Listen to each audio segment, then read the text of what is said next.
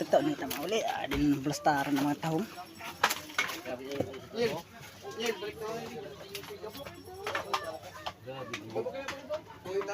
Halik ka muna. Halik. Ano siguro ito na pulan ato. Kanding.